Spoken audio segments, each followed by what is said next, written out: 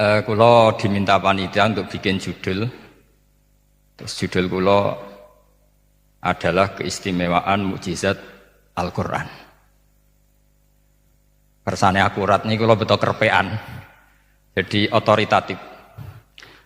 Karena kalau dalam pendapat ulama, kalau seorang mubalek atau seorang ulama atau siapa saja kok ngomong tanpa teks itu dia tersangka sebagai musyarrek. Musyarrek itu menandingi syariatnya Rasulullah SAW. Dengan pikiran-pikirannya, dengan jargon-jargonnya. Jadi itu masalah besar kalau dalam tradisi ulama, karena pikirannya tidak musalsal, tidak ada silsilahnya ila Rasulullah SAW. Makanya saya meskipun banyak orang percaya ngaji di mana-mana itu bawa kitab. Satu ya tadi niat ngerpek tadi supaya saya dulu masih ingat zaman di Sarang itu kalau tes itu banyak yang bawa kitab.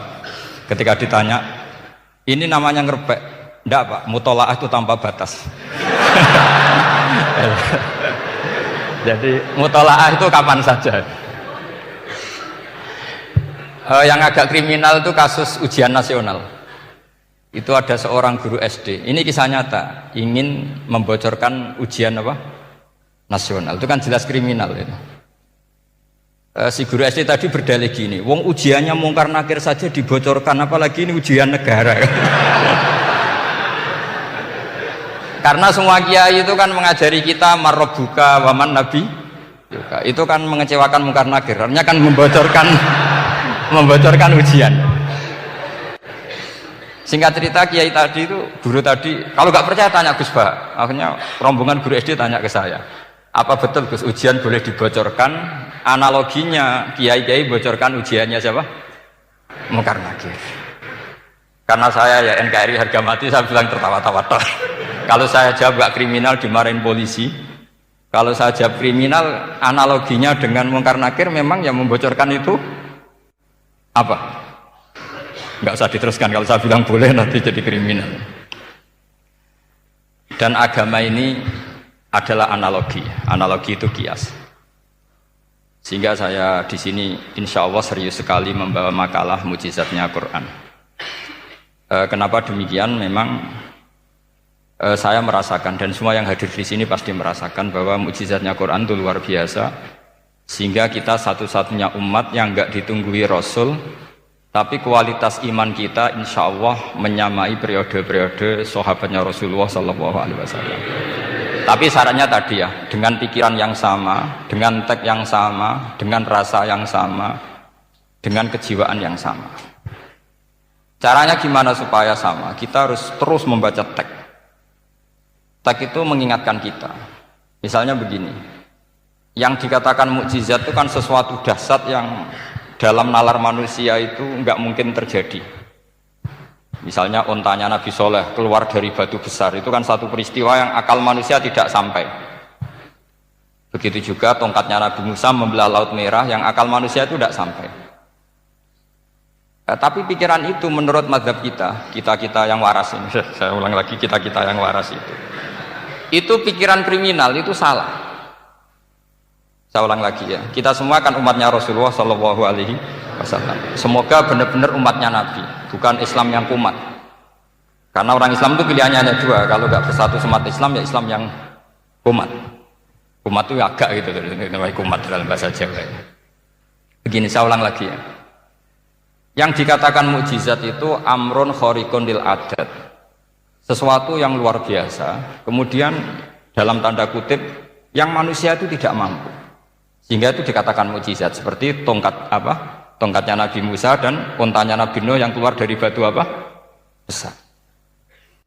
Kalau kalian ingin jadi wali, pikiran seperti itu udah akan jadi wali. Gagal itu di KPU gagal. Jadi nggak usah sampai MK, di KPU sudah gagal. Kenapa demikian? Pertanyaannya begini. Memangnya sesuatu yang wajar kita lihat keseharian itu dalam kemampuan manusia? Saya ulang lagi, memangnya sesuatu yang biasa saja, yang normal saja itu dalam kemampuan manusia? Enggak juga kan? Manusia bisa enggak bikin unta? Yang wajar saja, yang lewat indukan, bisa enggak? Enggak kan? Manusia bisa bikin laut enggak? Enggak kan? Jadi kalau mukjizat itu dengan definisi sesuatu yang manusia tidak mampu, memangnya keseharian alam ini manusia mampu? Tidak juga kan? Nah, karena agama Islam dengan logika itu, Rasulullah SAW menolak mukjizat yang seperti itu. Ya, menolak mukjizat yang seperti itu. Makanya saya bilang pikiran pertama tadi itu kriminal, karena itu ditolak oleh Rasulullah SAW. Karena ya itu tadi, kalau itu dituruti, lama-lama kita tidak tahu kedahsyatan ciptaan Allah keseharian. Makanya ketika Rasulullah diminta laula utiya mislama utiya Musa, ya Muhammad itu punya mukjizat kayak tongkat Nabi Musa. Kasolihin Nuh, kasolihi Soleh. Apa karena koti apa? Soleh. Sebagaimana untanya Nabi Soleh. Apa jawabnya Allah? Wa ma min dabatin fil ardi wala ta'iri yatiru bi janahihi illa umamun amsalu. Bagian dijawab inna fi khalqis samawati wal ardi wa ikhtilafil laili wan nahar sampai saat terusnya wa tasrifir riyah saat terusnya la ayatil liqaumi yaqilun. Karena logika yang terbangun begini. Dan ini saya ulang lagi, ini syarat utama jadi wali. Ini masih satu poin. Nanti ACC-nya nunggu ketua-ketuanya. Tapi kamu jangan bayangkan wali itu kayak Sunan Kudus tunda. Jadi kalau kamu jadi wali maknanya kullu mukminin waliyullah itu diikhyakan banyak. Setiap mukmin itu walinya Allah. Tapi maknanya gini, waliyullahi wong sing bisa akeni Allah itu. Jadi enggak usah dimaknani kekasih Allah. Ya. Jadi karena dalam bahasa Arab itu waliyul yatim adalah orang yang kasihan sama anak yatim sehingga diurus segala keperluannya. Perempuan yang perawan punya bapak namanya apa? Wali. Artinya si bapak sayang sama putrinya disebut apa? Wali. Jadi nanti kalau kamu jadi wali dengan makna yang tadi kullu mukminin waliyullah. Setiap mukmin adalah orang yang dikasihani Allah. Dan insya Allah semua kita masuk, paham ya? Ya enggak wali songo itu baru maknanya waliyullah sing disayang Allah. Kayaknya kita belum daftar yang ke situ nanti itu. Ada urutannya. Saya ulang lagi ya. Kalau kita mengakui kudrohnya Allah nunggu mukjizat, yaitu nunggu tongkatnya Nabi Musa membelah Laut Merah, nunggu ada unta keluar dari batu, maka itu kecelakaan besar dalam tauhid, kecelakaan besar dalam kesaksian kudratullah. Kenapa? Karena alam yang kita lihat keseharian juga tidak dalam kemampuan kita. Alam yang kita lihat keseharian juga tidak dalam kemampuan kita. Misalnya begini, kalau kamu melihat nyamuk, itu pertama Quran turun tentang nyamuk, itu orang munafik komentar, wah Tuhannya Muhammad kurangan stok, sampai contoh saja hanya seekor nyamuk. Tapi apa kata Allah? Innallaha la yastahi ayyadriba masalam ma ba'udatan fama fawqa. Nyamuk itu bukan sekedar kecilnya. Tidak usah kamu bikin nyamuk yang ada nyawanya, itu terlalu sulit. Sampean semua tak suruh bikin patungnya nyamuk. Gampang mana bikin patung nyamuk sama gajah? Gak usah dikasih nyawa. Terus cari tatahnya itu dari mana, orang Jepara pun tidak akan bisa. Belum nanti bentuk alat kelaminnya, belum nanti uratnya alat kelamin, belum nanti punya jantung, jantung punya urat, jantungnya nyamuk juga punya kuman, kumannya juga punya organ tubuh, organ tubuhnya punya urat. Apa itu tidak lebih dahsyat ketimbang tontonan mukjizat yang diperagakan para nabi-nabi sebelum Rasulullah Shallallahu Alaihi Wasallam? Maka sebetulnya ketika Quran saya katakan mukjizat ila yaumil qiyamah adalah pertunjukan Allah bikin nyamuk. Innallaha la yastahi ayyadriba mathalam ma ba'ud. Itu bagi orang alim percontohan nyamuk itu lebih dahsyat ketimbang percontohan mukjizat Nabi Musa membelah Laut Merah. Juga lebih dahsyat ketimbang pertunjukan Nabi Soleh ketika mengeluarkan unta dari apa? Batu. Dong, jelas nih. Maka umat Rasulullah terutama ulamanya harus ngomong seperti ini terus. Dengan cerita seperti ini maka Quran jauh lebih dahsyat. Makanya mukjizatnya Quran tanpa apa batas. Jelas ya. Makanya kita harus bertobat secara masif, mengatakan kedahsyatan adalah nunggu sesuatu yang khariqun lil adat. Bahwa yang kita lihat keseharian adalah semua di luar kemampuan kita. Lah kita ini kan keliru, yaitu tadi, wah onta keluar dari apa? Batu. Laut Merah terbelah, ini dahsyat, manusia tidak akan mampu. Memangnya manusia pernah mampu bikin laut? Memangnya manusia pernah mampu bikin nyamuk? Memangnya manusia pernah mampu bikin telur ayam? Karena keseharian seakan-akan ini tidak ayatnya Allah Ta'ala. Itu kebodohan. Makanya tidak mungkin jadi wali. Yang jenis seperti ini ya gak jadi wali. Sama tenang saja, nanti saya paling nggak sampai 1 jam karena saya tidak biasa ngaji umum. Saya mau itu karena hormati bapak saya, karena buyut saya itu orang Damaran, namanya Mbak Hafsah. Hafsah binti Maksum bin Soleh bin Asnawi Sepuh. Jadi saya ini ya turunan asli orang Kudus. Jadi saya datang tidak dalam rangka hormat jenengan, hormat bapak saya sendiri sebetulnya. Jadi jenengan tidak punya hak adami sama saya, karena saya datang tuh hormat bapak saya. Tapi saya ingin melatih iman yang benar. Saya ulang lagi, saya ingin melatih iman yang benar karena ini penting. Sehingga Allah cara menjelaskan iman itu aja inna fi khalqis samawati wal ardi. Kamu lihat saja langit dan bumi. Seterusnya sampai waqtil laili wan nahar sampai wal fulkil lati tajri fil bahri terus sampai wa tasrifir riyah. Ini semua tontonan yang kita lihat semuanya di luar kemampuan kita. Itu tadi contoh paling gampang nyamuk kayak apa? Apapun profesornya seseorang apa bisa bikin nyamuk? Enggak usah yang bernyawa, patungnya saja. Coba nyamuk itu punya organ tubuh enggak? Punya, organnya ada kumannya enggak? Ada. Alat kelaminnya ada bolongannya enggak kira-kira? Ada. Kayak apa sulitnya? Jadi andaikan saya ke umatnya Nabi Musa terus bengkai lah sama Nabi Musa, ini gue Nabi Musa keren punya tongkat. Saya akan bilang Rasulullah lebih keren karena punya Quran. Anda di sini makna kenapa mukjizatnya Quran dikatakan afdolul mukjizat, mukjizat paling keren paling hebat. Karena menjadikan manusia punya nalar yang lebih objektif.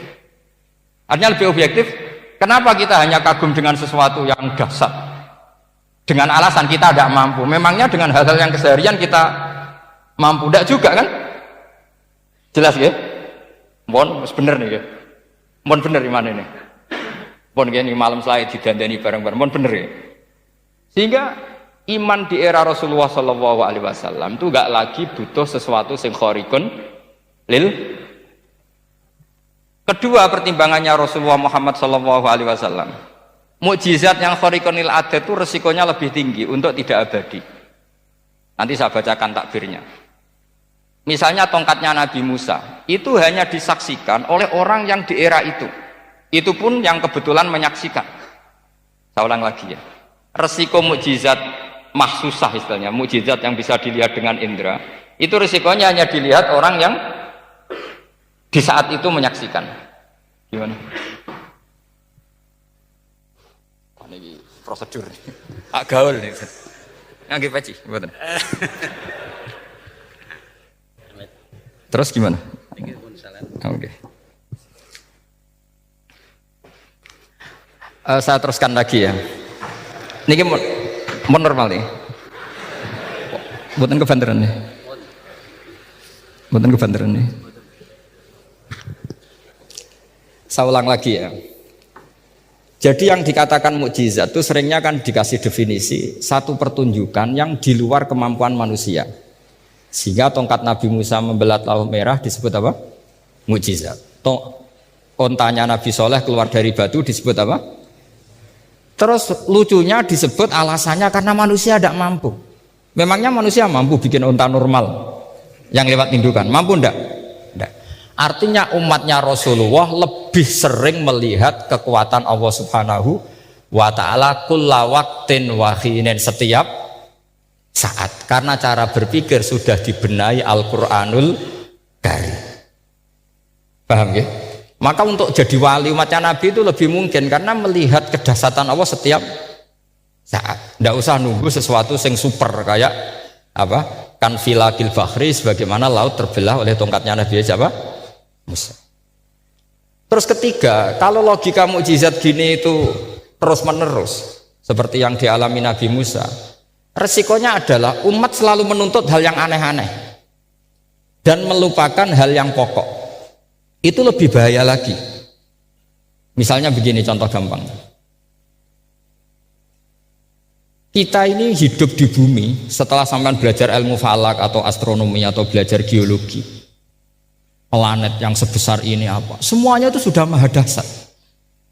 Gara-gara kita berpikir butuh kejadian yang aneh, ya gara-gara ingin kejadian yang aneh, mungkin lama-lama Anda ingin cari model hewan yang kepalanya itu di pantat, baru percaya kudrahnya Allah. Lama-lama kamu jadi dukun, seneng ular yang berkepala manusia itu baru dasar. Nanti menjadi klinik. Makanya kritiknya ulama, mukjizat itu tidak perlu dituruti. Karena kalau dituruti itu bahaya bagi kelangsungan kenormalan kita. Makanya kata Abdul Hamid Khan, termasuk kitab yang saya kagumi, kata beliau begini, yang menjadikan orang kafir adalah dia nganggep kudrohnya Allah Ta'ala itu bergantung sesuatu yang dasar. Dia nggak sadar bahwa keseharian dalam hidupnya semuanya pertunjukan kudrohnya Allah Subhanahu wa Ta'ala. Kayak tadi, saya contohkan nyamuk tadi. Inna woha la yastahi ayyadriba masalam ma. Terusannya ba'udotan fama foko. Kayak apa susahnya bikin nyamuk? Sudah kecil, punya alat kelamin, punya organ, punya urat, lalu dalam tubuhnya juga ada kuman, kumannya juga berorgan. Kebayang nggak Anda bikin seperti itu? Enggak. Dasar mana dengan tongkatnya Nabi Musa? Sama-sama berstatus kita tidak mampu sama sekali. Dasar mana? Sama kan? Nah, itu yang diinginkan Rasulullah Shallallahu Alaihi Wasallam, dan Al-Quran menggiring kita cara berpikir begitu terus.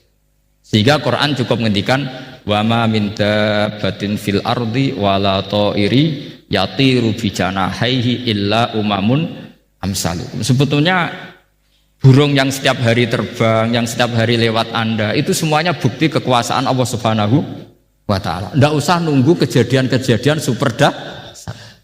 Terus keempat, korbannya para kiai, termasuk saya. Jadi nanti kalau saya tidak bisa haji terbang, wah tidak kiai, tidak bisa terbang. Tidak bisa kayak Harry and Potter misalnya gitu, tidak bisa kayak Harry. Jadi nanti kiai juga dituntut gitu, bisa terbang kayak Aladin. Jadi nanti repot. Semua kebenaran agama bergantung pimpinannya ini punya kedasatan itu. Akhirnya celakanya apa? Ada orang yang pura-pura dasar tapi penipu, kayak kasusnya Dimas Kanjeng. Oh nggih. Mboten apa-apa, sing penting ini lancar mon. Nggih nggih.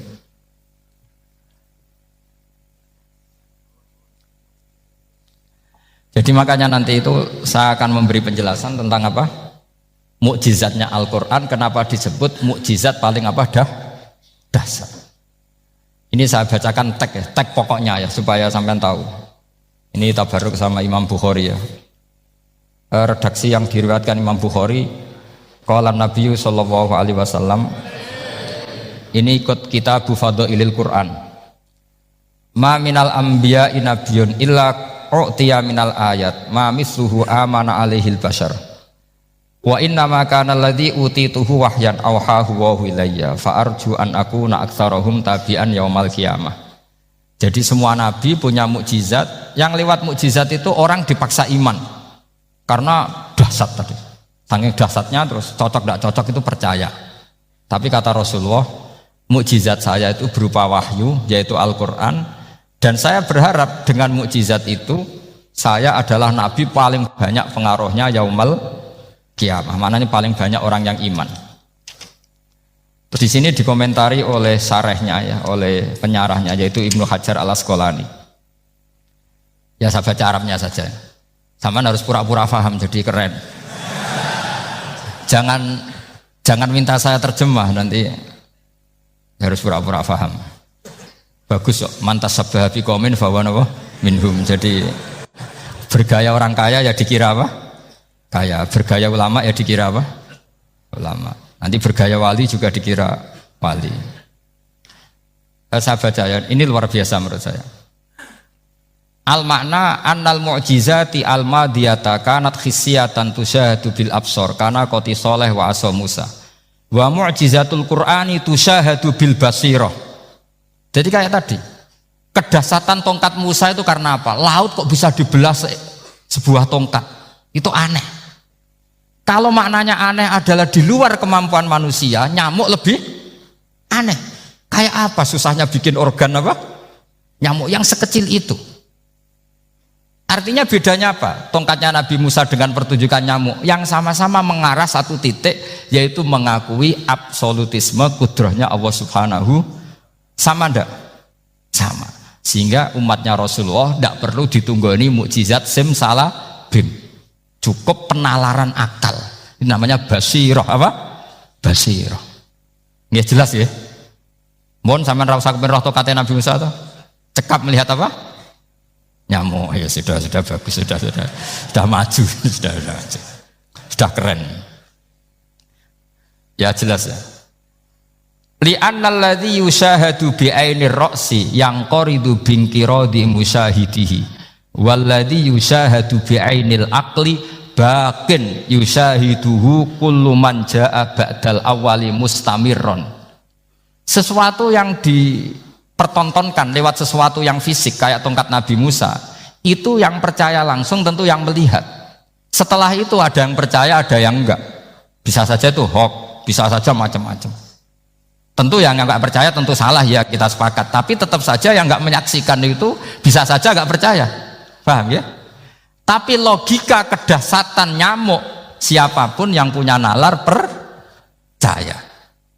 Artinya giringan Al-Quran untuk melihat mukjizat itu kedahsyatan Allah bikin nyamuk itu abadi ila yaumil kiamah. Dan siapapun yang waras akan ikrar dan tetap menyaksikan, karena insya Allah ada nyamuk terus ila yaumil kiamah.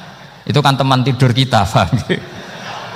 Makanya kamu kompromi dengan nyamuk. Sekali-kali jangan dicablek. Ini ayatnya Allah. Ya bila perlu dicium, dielus-elus gitu. Karena saya yakin yang hadir di sini andekan melihat tongkatnya Nabi Musa kira-kira dilus-elus enggak? Kira-kira. Andekan loh, kamu punya kesempatan melihat tongkatnya Nabi Musa, gimana? Dilus-elus, dikai mori. Jika kembang 7 taman kan gitu. Tapi kenapa nyamuk tidak kamu begitukan? Toh sama-sama ini ayatnya Allah yang luar biasa. Makanya ini ngaji di sini saya ulang lagi, sama tidak perlu merasa punya hak adami sama saya, karena saya memang buyut saya kandung itu orang Gamaran, namanya Mbah Hafsah. Hafsah itu binti Maksum bin Soleh bin Asnawi Sepuh. Jadi saya ini termasuk turunan beliau yang keluar dari Kudus di Rembang. Karena mbah saya kandung itu sepupunya Mbah Sahal, ya sama Mbah Sahal ibunya Badiah ya putrinya Mbah Hafsah ini. Kalau ibu saya namanya Sofiyah ya putrinya Mbah Hafsah ini. Jadi kenapa saya cerita ini ya memang Quran sudah terang-terangan ngendikan dzurriyatam ba'duhan apa mimba. Jadi kekuatan dzurriyah itu luar biasa. Jadi kita menjaga harkat dan martabat para leluhur supaya ilmu ini terjaga. Jangan marisi gayane tok, bae alim terus putune pedita-pediti gak alim terus gak keren, menurut saya itu malu itu. Jadi marisi itu ya kalau putunya orang alim ya alimnya, jangan marisi mulyane. Engko ora alim terus mulya tok gelem dicucup itu gak keren menurut saya. Niru alimnya dulu baru sama-sama dicucup itu baru betul, Pak. Jadi ada aturannya lah. Saya teruskan. Sehingga Quran kalau menggiring mukjizat ketika Rasulullah SAW dituntut kafir Mekah, kita tahu kan mereka nuntut apa misalnya? Lan nu'mina laka hatta tafjura lana minal ardi nabayam bu'a au takuna laka jannatum min nakhili wa inabin fatufajjiral anhara khilalaha napa tafsira au tusqitas samaa kama za'amta alaina kisafan au ta'tiya billahi wal malaikati qabila au yakuna laka baitum min zuhrufin au tarqa sama. Masih mereka bilang gini, walan nu'mina liruqiyika hatta tunazzila alaina kitaban naqra'u. Mereka nuntut tuh, Muhammad saya percaya kamu rasul, tapi syaratnya Mekah yang tandus sulap jadi kota yang subur makmur, menjadi jannat subur makmur. Atau begini saja Muhammad, kalau kamu gelo sama saya mangkel karena kita ada iman, turunkan saja azab. Kisafam minas sama, turunkan saja azab. Atau begini Muhammad, kamu kan bilang utusan Allah, kamu datang saja bersama Allah digandeng gitu. Digandeng terus sama Allah diangkat tangan kamu, dimaklumatkan kalau kamu rasulnya. Au ta'tiya billahi wal malaikati qabila. Karena mereka dengan logika yang salah. Yang dikatakan mukjizat itu sesuatu yang seperti itu. Artinya kalau kamu berpikir mukjizat yang seperti itu berarti Anda turunan kafir Quraisy. Anda turunan apa? Kafir Quraisy. Maka gak boleh berpikir mukjizat seperti itu. Nyatanya Allah cukup menjawab dengan ayat wa ma min dabatin fil ardi wala ta'iri yatiru bi janahihi illa umamun amsalukum. Dijawab lagi inna fi khalqis samawati wal ardi wa ikhtilafil laili wan nahar wal fulkil lati tajri fil bahr sak teruse la ayatil liqaumi yaqil. Semudah itu kita iman kedahsyatan kudratnya Allah. Cukup melihat kerbau. Kok bisa ya jaga populasinya? Padahal nggak pernah dia seminar cara jaga populasi. Nyatanya tetap terjaga. Tanpa lamaran ya bisa jaga keturunannya. Tanpa sesar ya anaknya lancar. Tanpa sesar kan? Artinya mereka bisa. Karena di sini ada kudratullah. Ada apa? Ada kudratullah. Nah, kalau iman seperti itu, Anda baru betul. Yaitu yang disebut Allah, ya tanazzalul amru bainahunna lita'lamu annallaha ala kulli syai'in qadir wa annallaha qad ahata bi kulli syai'in ilma. Semua urusan di alam raya ini hanya Allah ingin mempertontonkan bahwa saya kuasa. Jadi tidak perlu nunggu yang aneh-aneh. Sehingga andaikan saya ketemu Nabi Musa dan ketemu Rasulullah Muhammad SAW, pasti saya milih Nabi Muhammad sebagai ketua. Karena Nabi Muhammad yang bikin sarana iman dengan sarana yang seluas-luasnya, dan sarana ini tidak habis dan ada di mana saja, yaitu sarana ikrar bahwa Allah kudroh dan kudrohnya tanpa batas. Nabi bikin sarana apa saja, melihat langit, bumi, lautan, nyamuk, hewan, semuanya sarana untuk ikrar kudrohnya Allah Subhanahu wa ta'ala. Sementara Nabi Musa mempertontonkan hanya nunggu mukjizat sing khariqun lil adat. Bang, ya, makanya wajar kalau Nabi bergelar Afdolul Ambiya Sayyidul Awwalin wal Akhirin, karena memang lebih efektif cara menggiring supaya orang iman. Sekarang sudah tahu kenapa Nabi jadi Sayyidul Awwalin wal Akhirin? Sudah. Mungkin kemarin-kemarin tahu tapi gak tahu logikanya. Pokok iman. Selewat ke musola ngaji iman. Itu iman yang kurang betul itu, karena tanpa nadzor. Itu namanya taklid yang statusnya mukhtalaf alaih, masih disidangkan di MK, paham ya? Iman. Jadi iman taklid itu iman yang masih disidangkan oleh para ulama. Ada hakim yang bilang sah, ada hakim bilang tidak sah. Tanya anak-anak Qudsiyah. Imanul muqallid itu mukhtalaf alaih apa mujma' alaih? Mukhtalaf alaih. Kalau imanu ahli nadzar mujma' alaih. Insyaallah barokahnya ngaji ini semuanya min ahli nadzar, apa? Min ahlin, jangan amin sudah jadi, ini sudah jadi ini. Kalau amin kan masih berdoa, bisa makbul bisa ndak boleh iman kok, ayo iman kepada Allah dan Rasul, amin, ndak boleh. Sesuatu yang pasti ndak boleh diamini, itu kan jadi kacau nanti. Harus bilang apa? Sami'na wa ta'na. Nanti lama-lama kamu disuruh Allah, ayo sholat, amin. Ndak boleh, jadi amin itu ada aturannya. Tapi bukan berarti saya nyalahkan jenengan, enggak. Ya memang salah gitu. Jadi kan. Ya usah saya memang statusnya salah. Ya saya ulang lagi ya. Berarti Rasulullah adalah Rasul yang sukses membuat sarana orang kembali ke Allah, mengakui kudrohnya Allah dengan sarana apa saja. Melihat rumput, melihat hewan, dan hewan itu ya apa saja. Dabah itu apa saja. Hewan yang melata di bumi apa saja, semua bukti kudrohnya Allah. Bahkan Rasulullah sukses membiarkan umatnya nggak ditunggui beliau tetap iman. Mergo ditunggui konsep sing super, gini kok Al-Quranul Karim. Jelas ya? Tapi caranya memahami ya seperti yang saya terangkan ini.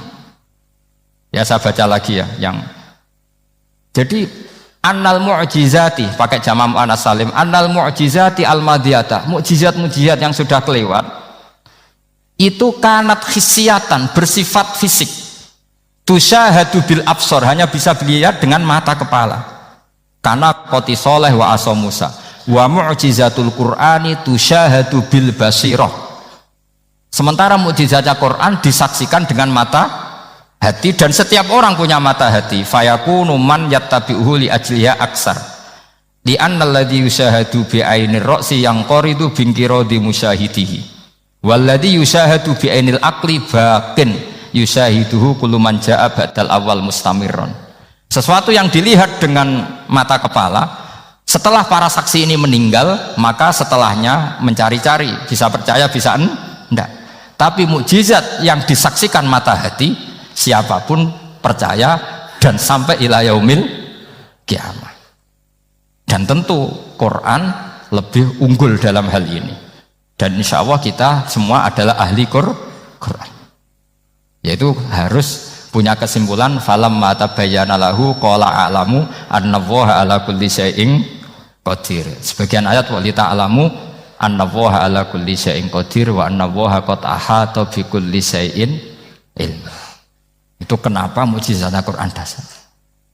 Itu yang gampang-gampang ya, melihat nyamuk, unta, kerbau itu yang gampang. Anda tak naikkan kelas sedikit menjadi agak ilmiah. Misalnya begini, kamu ahli falak. Misalnya kamu ahli falak. Misalnya kayak Batu Rehan ya. Itu pasti tahu kalau matahari dan rembulan dibikin Allah itu asyamsu wal qamaru bi husban. Bahwa matahari dan rembulan dibikin ini untuk hisab. Walladzi ja'ala syamsa diya'a wal qamara nuran wa qaddarahu manazila li ta'lamu 'adada sinina wal hisab. Sehingga ketika ternyata betul samsiyah bisa dihitung menjadi tahun samsiyah yang oleh bahasa milenial disebut Masihiyah. Sayyidina Umar agak tersinggung. Sebetulnya yang namanya hisab itu tidak ada hubungannya dengan Masehi dan Hijriyah, itu tidak ada. Semua berdasar matahari atau apa? Rembulan. Lah sialnya yang samsiyah ini oleh bahasa internasional disebut apa?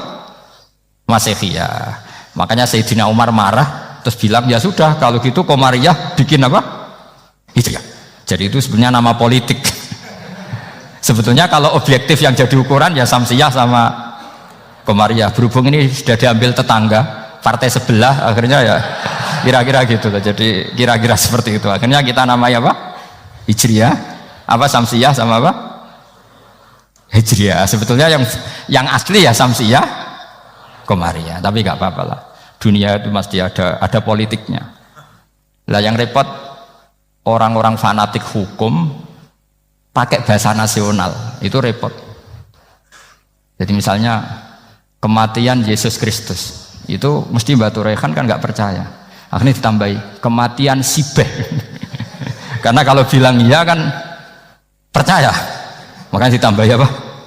Sibeh. Karena menurut orang Islam berkeyakinan Nabi Isa itu nggak terbunuh, maka ditambahi apa? Sibeh. Saya dulu pernah usul, karena beliau itu kalau manggil bahasa itu bude, jadi saya pernah sowan usul. Mbak ditulis gini saja, Mbak. Kematian Yesus dalam kurung katanya.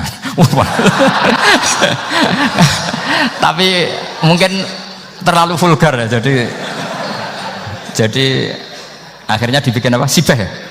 Di kalender Kudus kan apa? Sibeh ya, ditambahi Sibeh. Ya nggak apa-apa lah, yang penting keyakinannya masih benar gitu. Jadi masih benar. Kalau usulan saya terlalu ekstrim, masa dikasih apa? Katanya. Ya karena memang begitu kan, kita berkeyakinan Nabi Isa itu nggak terbunuh. Wa ma qataluhu wa ma sholabuhu walakin syubbihalahu. Jadi ini saya teruskan. Ini paling masih seperempat jam ini. Kalau kelamaan sampai dolim itu ganggu kiai lama-lama. Gitu.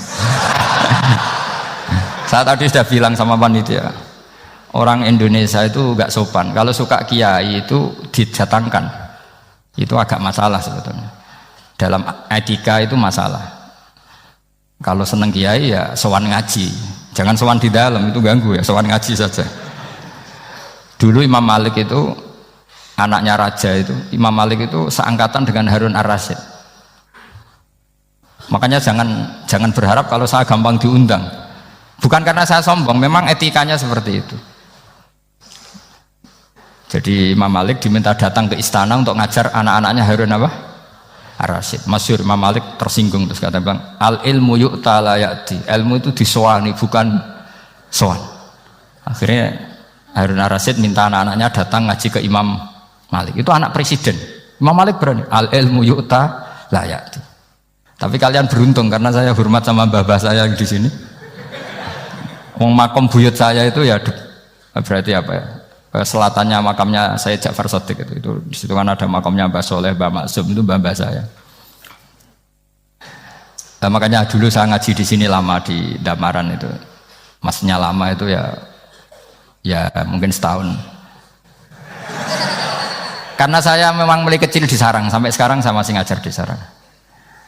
Tapi dulu cukup ya, karena saya kesini sudah hafal Quran, jadi hanya setor setiap hari satu juz, jadi cepet lah. Saya tidak punya masalah ingatan, alhamdulillah, jadi cepet hafal. Saya terangkan lagi ya, ini penting ya, masalah mukjizatnya Quran. Selama ini orang tuh mau bilang tok, mukjizatnya Quran itu dahsyat, tapi nggak bisa menerangkan. Itu masalah. Makanya kita harus bisa menerangkan mukjizatnya Quran dahsyat itu apanya. Yaitu tadi, tongkatnya Nabi Musa hanya disaksikan oleh orang yang di era itu. Toh tujuannya mukjizat adalah diakui kemudian orang menjadi iman. Lalu Rasulullah SAW beliau sudah intaqala ila rafiqil a'la. Tapi konsepnya Quran menjadikan orang yang nggak ditunggui beliau tetap iman ila yaumil kiamah. Itu yang maksud fa'arju an akuna aktsarahum tabi'an yaumal kiamah. Mukjizat saya itu cukup Quran kata Nabi, dan dengan mukjizat itu orang akan iman ila yaumil kiamah. Caranya seperti ini. Karena tadi sedahsyat-dahsyatnya mukjizat, tujuan utama orang terdikte supaya ikrar ngakui kudrohnya Allah. Lah ngono kok ngenteni tongkat sakti lah opo, cukup deloknya mau. Paham ya? Jelas ya? Alhamdulillah, mau naik kelas ini sudah benar, ini sudah benar. Terus kedua begini, kedahsyatan Quran lagi. Quran itu bisa merunut, mentartibkan logika. Bahkan logika ini logika yang universal. Siapa saja merasakan logika itu. Misalnya begini, dulu orang kafir itu punya Tuhan banyak. Tentu yang dipertuhankan ya mana? Yang dipertuhankan itu banyak. Karena pikiran mereka urusan banyak, problem banyak, ya Tuhannya harus banyak. Ada BPKB 3D kan, istri cerewet, macam-macam lah itu kan. Problemnya banyak, maka Tuhannya harus banyak. Karena Tuhan itu maknanya penyelesai masalah. Sehingga kalau masalahnya banyak, Tuhan harus banyak. Ketika Rasulullah membawa konsep satu Tuhan, mereka janggal. Makanya mereka bilang, aja'alal alihata ilaha wahida inna hadza lasyai'un ujab. Masa Tuhan satu? Ini aneh, nggak bisa. Tuhan harus banyak, karena masalah kita banyak. Itu terpatri, di otak mereka terpatri. Lalu Nabi dengan santai diajari Allah menerangkan, andaikan kalian punya majikan banyak dan perintahnya beda-beda, kamu suka enggak? Ya enggak suka, mat, enggak enak. Punya majikan banyak itu udah enak. Milih mana majikan banyak sama satu? Satu aja, mat. Tuhan kamu adalah majikan kamu. Kalau banyak kamu bingung. Ya mat, satu aja mat. Itu segampang itu. Jadi menggiring, Tuhan itu kan bos kita, tuan kita. Kalau banyak berarti yang memerintah kita banyak, dan bisa konflik bos-bos kita ini karena berebut anak buah tadi. Akhirnya mereka, kalau kamu punya majikan banyak dan perintahnya beda-beda, semuanya minta dilayani, kamu pusing enggak? Ya pusing, mat. Minta mana? Majikan banyak sama satu? Satu saja Muhammad. Ya Tuhan kamu adalah atasan kamu, maka harus satu. Mereka faham. Oke, mat, Tuhan satu. Itu yang dimaksud dorobawaw matalar rojulan fihi syuraka umutasyakisuna wa rojulan salamal lirojul hal yastawiyani masalah. Langsung alhamdulillah, karena mereka yang paling bodoh pun faham dengan logika itu, faham kalau Tuhan banyak, perintahnya banyak, kita repot. Maka Allah bikin satu masalan, yaitu rojulan fihi syuraka umutasyakisuna wa rojulan salamal lirojul. Satu lelaki, satu bos, satu perintah. Kayak apa mudahnya Allah. Kemudian mereka tetap menuhankan Lata, Hubal, dan Uzza karena mereka dipertuhankan. Sebenarnya nggak pernah Tuhan, tapi dipertuhankan. Allah memberi contoh itu sederhana sekali. Wa daraballahu mathalar rajulaini ahaduhuma abkam la yaqdiru ala syai'in wa huwa kallun ala maulah aina ma yuwajjihu la ya'ti bi khair hal yastawi huwa may ya'muru bil adl. Kata Rasulullah, Lata itu menurut kamu apa? Ya Tuhan kami. Muhammad, Hubal ya Tuhan kami. Uzzah ya Tuhan kami. Lalu kalau mereka kotor ya saya mandikan. Kalau hidungnya coplok ya saya tata. Terus kata Rasulullah begini, kamu mau nggak punya budak atau pembantu yang buta, tuli, bisu? Kamu mau nggak punya pembantu? Pembantu loh ya, pembantu itu budak zaman dulu. Kamu mau nggak punya pembantu yang buta, yang tuli, yang bisu? Wah gak doyan mat, nggak apa pembantu ngono. Yang pembantu saja kamu tidak mau yang gitu kok malah punya bos begitu. Orang yang tuli, yang bisu, yang kopok, jadi pembantu saja nggak layak kok malah jadi pangeran. Paham ya? Arca dan berhala itu kan nggak bisa apa-apa. Kamu mau gaji ngasih THR pembantu yang kopok, bisu, picek, mau? Wong jadi pembantu saja nggak sah kok mau jadi apa?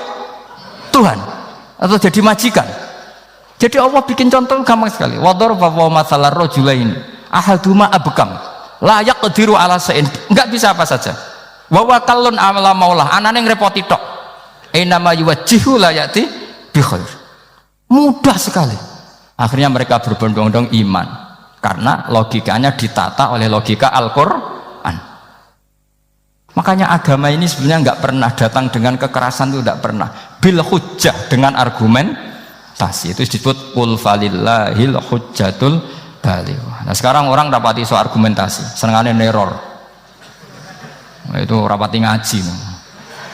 Sebenarnya agama ini mudah. Ad-dinu yusrun, agama ini mudah, logikanya gampang. Untuk tidak menuhankan Yesus atau Isa, Quran juga datang dengan penjelasan yang nggak jelimet, yang gampang saja. Kata Allah, mal masihu ibnu maryam illa rasul qad khalas min qablihir rusul wa ummuhu siddiqah kana yakulanit.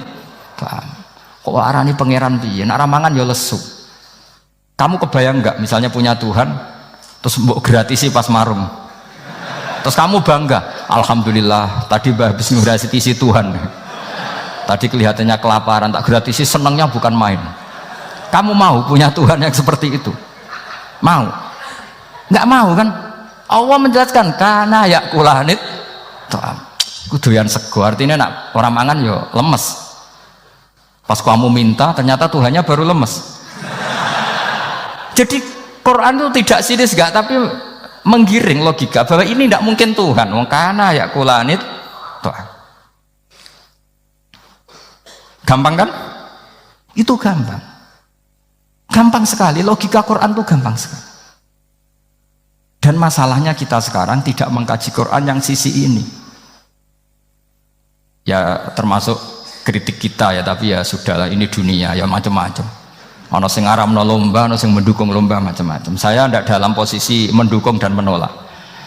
Saya 0-0, jadi tidak ke kanan tidak ke kiri dalam konteks tadi. Karena ya sudahlah, itu sudah takdir, semuanya takdir. Ada yang setuju ke lomba, ada yang mengharamkan apa? Lomba. Tapi sebetulnya kalau kita berpikir Quran diturunkan ya untuk yang saya terangkan ini, menjaga logika agama al-hujjah al-balighah ila yaumil kiamah. Karena kita tidak perlu tongkat lagi Nabi Musa, nggak perlu ontanya Nabi Soleh, cukup dikawal aturan-aturan iman yang cukup mudah dan kita temukan di mana saja ayat-ayat itu, yaitu wa ma min dabatin fil ardi wala ta'iri yatiru bi janahihi illa umamun amsalukum, atau inna fi khalqis samawati wal ardi, dan seterusnya. Nah, cara berpikir gimana Gus? Gampang tadi.